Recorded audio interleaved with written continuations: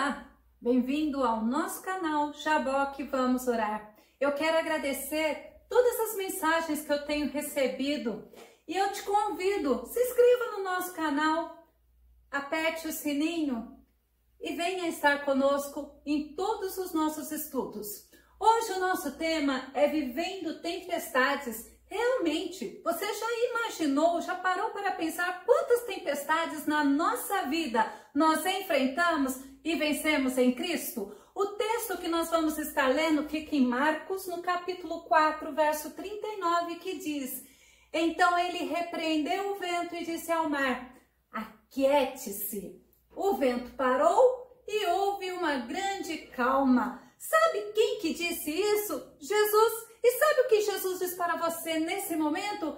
Acalme-se, aquiete-se, porque Ele está no controle de todas as coisas. Glória a Deus. Nós vamos ver Mateus, no capítulo 6, verso 8, que nos diz o seguinte: Porque o seu Pai sabe, olha que lindo, o seu Pai sabe do que vocês precisam. E Ele sabe, como diz a palavra, antes mesmo de o pedirem. Eu quero te deixar ciente, consciente, que você tem um Deus que está contigo e conhece os teus pensamentos, conhece os teus sentimentos, conhece as tuas angústias. A Bíblia fala que Ele te conhece em todos os sentidos.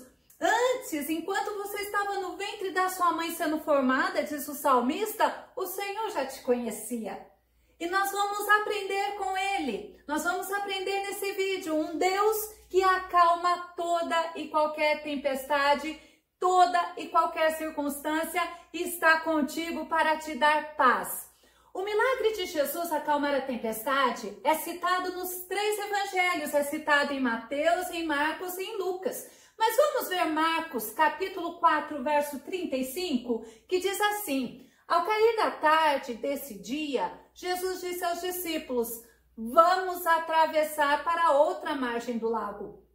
Olha que interessante, ele não disse talvez vamos chegar à outra margem do lago. Ao contrário, ele disse com convicção: nós vamos atravessar para outra margem do lago. Jesus disse assim porque ele tinha certeza, porque ele sabia, ele afirmava, porque era ele, o Todo-Poderoso, que estava no barco. O que Jesus disse para você que você não está dando importância ou que você se esqueceu?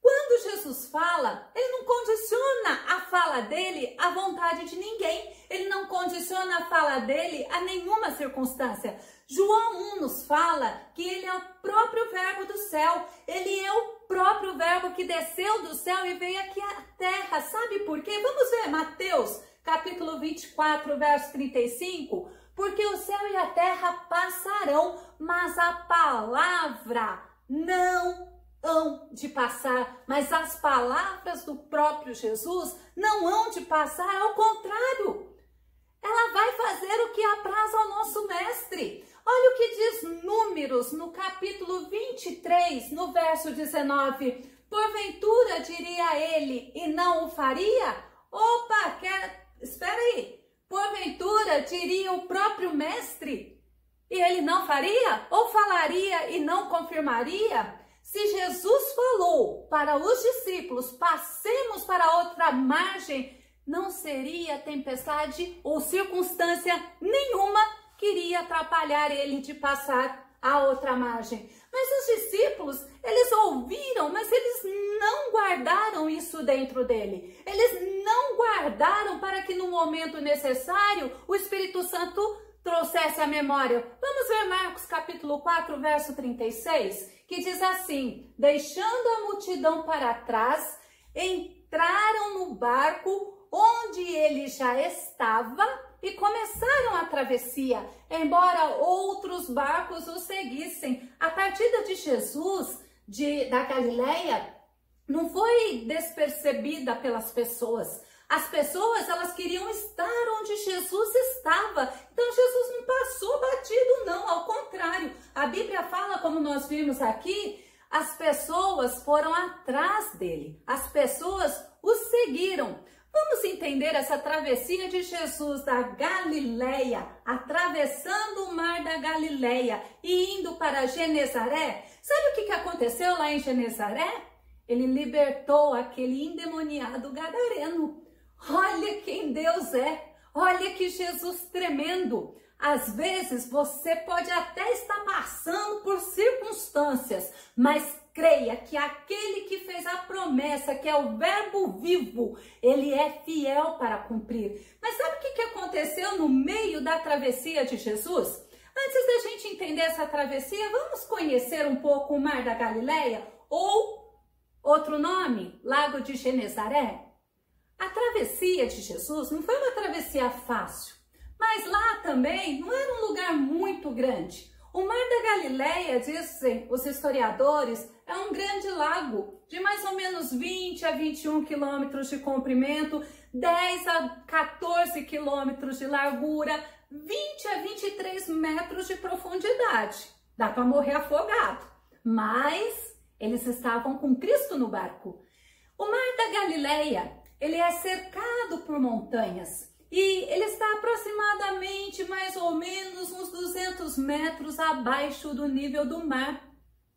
Quando a gente fala cercado por montanhas, sabe que versículo me veio à mente? Salmo 125, o verso 1 e 2.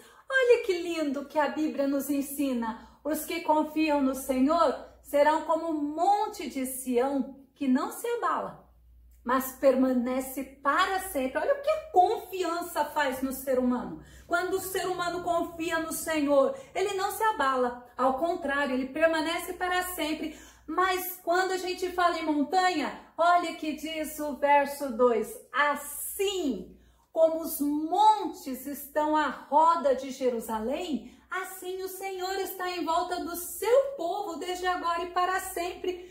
Olha que coisa tremenda. Que palavra magnífica! Assim como os montes estão à roda de Jerusalém. Lembra que agora há pouco eu comentei que aqui está o lago ou o Mar da Galileia e ao redor do Mar da Galileia está o quê? Estão montanhas. E é justamente assim. Nós estamos aqui e ao nosso redor está o Senhor, está os anjos do Senhor. E olha que promessa tremenda, assim o Senhor está em volta do seu povo, desde agora e para todo sempre. Desde que você aceita o Senhor Jesus até o arrebatamento da igreja e depois ainda tem mais. Nós vamos estar com Cristo toda a eternidade. Você tem essa esperança? Eu tenho. Você tem? Isto significa confiar nesse Deus lindo. Em condições normais, ainda falando um pouco sobre o Mar da Galileia, as águas, elas são calmas, mas durante uma tempestade, essas tempestades, elas se dão repentinamente. Sabe o que acontece? As águas ficam perigosamente agitadas. As águas, elas ficam com ondas até 2 metros de altura. Agora, imagina os discípulos no barco naquela situação. Vamos ver Marcos capítulo 4 e o verso 37. Diz assim: mas logo se levantou uma tão grande tempestade, ou um tão grande temporal, com vendaval e ondas rebentando contra o barco, que este já estava cheio de água. Eles entram no barco, Jesus está no barco. A Bíblia fala que Jesus adormeceu no barco porque ele estava cansado. Nós vamos ver daqui a pouco. Mas logo se levantou, logo sobreveio um grande temporal com vendaval e ondas que arrebentavam. Imagina se a gente sabe que aquelas ondas podiam chegar a 2 metros de altura. Olha a situação, olha o pavor e o motivo dos discípulos estarem daquele jeito. As características geográficas do Mar da Galileia, aquelas condições ambientais, eram muito favoráveis a essas ocorrências repentinas de tempestade. Mas hoje de manhã eu ouvi uma palavra que foi muito linda, que fala que alguns teólogos nos ensinam, né, que essas tempestades, elas até podiam ser repentinas, mas aquela tempestade tinha algo especial. Por quê? Porque nós não podemos nos esquecer que nós vivemos no mundo físico, no mundo material, onde a gente pega as coisas, mas inseridos num reino espiritual. Nós não devemos ignorar seres espirituais da maldade, hostes, potestades e principados. Então eu ouvi hoje de manhã que aquela tempestade também poderia ser levantada pelos próprios demônios, com a autorização do próprio Jesus Cristo. Por isso que Jesus estava calmo. Ei, Jesus não está dormindo no teu barco. Quando Jesus estava lá naquele barco, naquele contexto, ele estava em forma física, palpável. Mas Jesus hoje não está em forma física palpável. Hoje o Espírito Santo te acompanha onde quer que você for. Vamos ver Marcos, capítulo 4, verso 38. Entretanto, Jesus dormia deitado na popa, com a cabeça numa almofada. Olha que gostoso, que serenidade, que confiança. Era o próprio autor da criação que estava lá. Mas olha como estavam os discípulos, inquietos, acordaram-no gritando: Mestre, não te preocupa que estamos quase a morrer? Imagina, olha o espanto, e eu concordo quando Jesus retruca um pouco, quando Jesus, depois de acalmar a tempestade, ele fala, eu concordo. Esses discípulos eram homens experimentados na pesca, eram homens que conheciam toda aquela região da Galileia, o próprio mar da Galileia. Eles estavam acostumados com tempestades, mas eles ficaram preocupados e eles pediram socorro ao nosso Jesus. Eles acordaram. Eu acho que eles ficavam pensando assim, eu, Shirley, acho isso. Como que pode? Nós estamos quase perecendo e o mestre está dormindo. Eles não estavam considerando quem era o mestre. Jesus estava cansado. Por quê? Porque naquele dia ele ficou ensinando uma grande multidão lá na praia da Galileia. Ele dormia tranquilamente porque tudo está no controle dele. E onde Jesus está, pode ter certeza, ele é o príncipe da paz. Vamos ver Marcos no capítulo 4, verso 39? Olha só o que Jesus fez. Ele, levantando-se, repreendeu o vento e disse ao mar, aquieta-te. O vento parou e fez-se uma grande calma. Os discípulos, eles estavam se esquecendo mesmo quem era aquele que estava lá no barco. Vamos ver o que diz o salmista aqui no número 65, verso 7. Tu que acalmas o rugido dos oceanos, o bramido das ondas dos mares e o tumulto dos povos das nações. Gente, os discípulos conheciam salmos. E esse salmo fala justamente isso. És tu, Senhor, que acalma e repreende o vento e o mar. Olha o que diz o Salmo 89, verso 9. Dominas a insolência do mar bravio. Olha que lindo, que Deus tremendo é esse. Quando suas ondas se sobrevêm, ou seja, elas se levantam, tu, Senhor, as amansas. Olha o Salmo 148, verso 8, o que diz? Relâmpagos, granizos, neve, neblina, vendavais e tempestades, todos, olha a palavra, todos, dóceis. Quando? Olha que lindo! Quando vem a tua palavra. Que tempestade é essa que você está passando? Olha a certeza, a convicção do salmista. Basta uma palavra do nosso Mestre Jesus e as coisas se acalmam. Vem a calmaria, vem a paz, vem a alegria. Vamos ver João 1 e 3.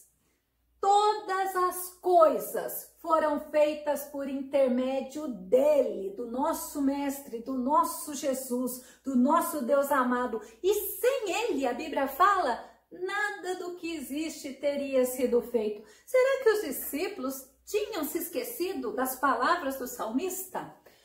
Será que os discípulos não conseguiram guardar o que Jesus disse lá no começo? Nós vamos atravessar.